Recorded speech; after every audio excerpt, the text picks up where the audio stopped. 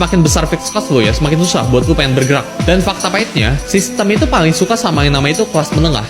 Karena kelas menengah itu punya slip gaji, ya masih punya alamat, masih punya nomor telepon, terus saya punya rasa malu, pengen punya mimpi itu masih ada. Sedangkan orang yang miskin, kelas miskin, itu nggak punya alamat, nggak punya nomor telepon, mereka itu nggak punya gadget, nggak punya gaji bahkan. Jadi gimana cara nagih? Nggak bisa. Sedangkan yang orang kaya itu punya resource ya buat menyembunyikan itu semua. Kadang orang kaya itu nggak ada KTP-nya, alamatnya itu bukan alamat mereka, jadi ketika ditagih susah.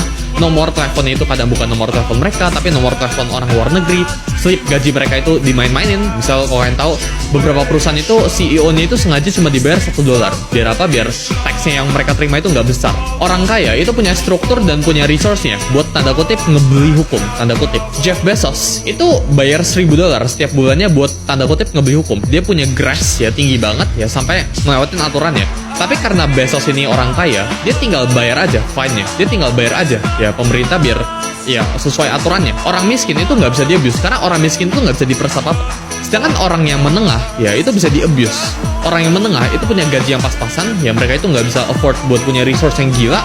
Mereka nggak punya struktur apa-apa, yang mereka punya itu pas-pasan. Otak mereka itu susah buat mikir jauh, karena ketika mereka mikir jauh, mereka harus mikirin buat besok kayak gimana, buat bulan depan kayak gimana. Otak mereka itu mikirinnya itu from month to month, ya dari paycheck to paycheck.